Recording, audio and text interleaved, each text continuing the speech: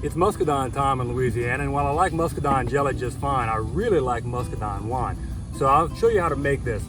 There are a lot of recipes online. You can look up whatever you want and in old-timey cookbooks and all that kind of stuff. They're all gonna have the same basic components.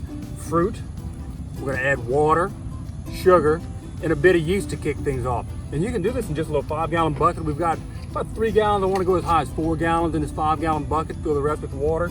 And as I said, as much sugar as you want. And we can start the primary fermentation here in this bucket. Generally speaking, in winemaking, oxygen is your enemy. The more oxygen you get into that batch, the more likely it'll spoil. But you can start off in this bucket even though it's not really airtight, because early on, the yeast are eating up those sugars so vigorously and spouting out CO2 that you can count on the CO2 really filling this headspace and not letting oxygen back into the container.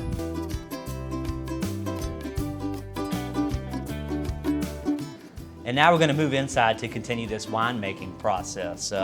First step we got to do is we got to gather all these grapes together. So we like doing our primary fermentation in these 5-gallon buckets. You can pick them up everywhere, and anyway, they hold quite a bit of grapes, as you can see here.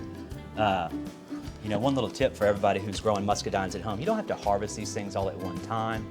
You can do what I did here, and I harvested about a gallon at a time, so it was easy to grab some gallon freezer bags and just harvest enough to fill up a bag, throw it in my freezer, and you know, in a couple weeks' time, it was very easy to get 4 or 5 gallons of muscadine grapes.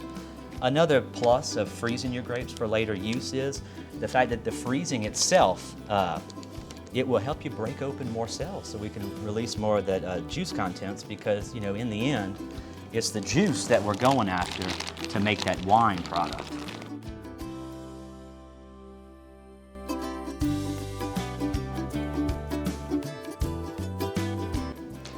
We're just about ready for our primary fermentation. One more thing I want to mention right now is pitching the yeast. You're going to add yeast to this concoction of sugar, berries, and water at some point. And you can use ordinary grocery store yeast if you want, or you can buy yeast from a wine store or an online shop that's made specifically for wines. If you've got a more sensitive palate than mine, you may taste a difference. So what I've done here, and again, an optional step, is you can take a bit of sugar water and pitch some yeast into that about 12 to 24 hours ahead of time. That way, when you pour this mixture into your must, which is the concoction we're making here that's not wine yet, then the yeast already kind of have a head start.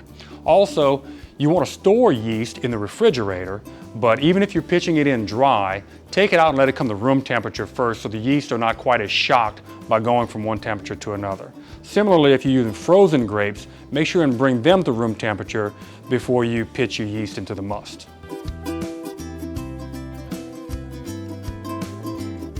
We're just about ready to mix all our ingredients in and make our must to start our primary fermentation. I like to use a mesh bag as a liner in this 5-gallon bucket, or you can use a pillowcase if you don't feel like buying one of these at the wine shop. And either way, they're washable and reusable. So I'll put it in as a liner. Of course, we're going to be putting grapes, etc., into this bucket. And then when we start our secondary fermentation in 1 to 3 weeks, it'll be a lot easier to just pull this bag up and remove a lot of that material and squeeze out as much juice as we can into the bag. Another thing I'm going to add is yeast nutrient. This is another optional, but you can get these at wine supply shops and or online. It's food grade urea, ammonium phosphate, and it provides just a little bit of nutrients for the yeast to live on for the next few months or so of fermentation that we've got going on.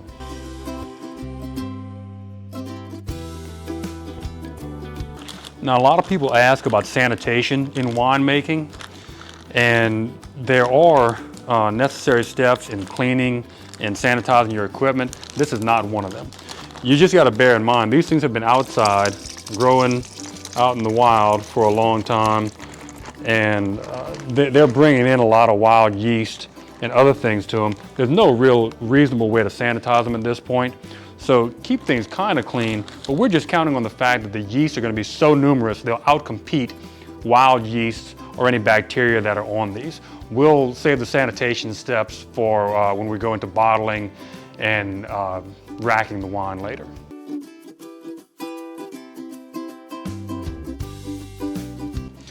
All right, as I mentioned, the yeast nutrients are optional, but I've got about half a bucket right now of muscadines in here. I think this is a good time to go ahead and add our yeast nutrients in there if you're going to use that. And we're going to use a recipe with 6 pounds of sugar altogether. This is our primary first fermentation. Only use about 4 pounds in this case, or about 2/3 of your sugar. Save back about 1/3 or 1/4 for your secondary fermentation, which is going to happen in about another week or two. So we're adding sugar to the muscadines. We're going to add water, and that will become our must, which we'll add yeast to. You're going to let it sit in this bucket for about a week or two. If you let it sit too long, the fermentation will eventually settle down a bit, and you'll start getting oxygen back into the bucket, which you don't want. Oxygen, as I said, is our enemy in winemaking. And then at some point, apparently, if you leave the must, as they say, on the skins, on the actual fruit, the seeds start to break down at some point, and they've got some bitter components you don't want in there. So give it a week, maybe as much as 2 weeks, to try to draw a lot of flavor out of the muscadines, and then you move on to your secondary fermentation. So basically we've got muscadines, sugar, yeast nutrient. We're gonna top this off with a little bit of water and muscadines.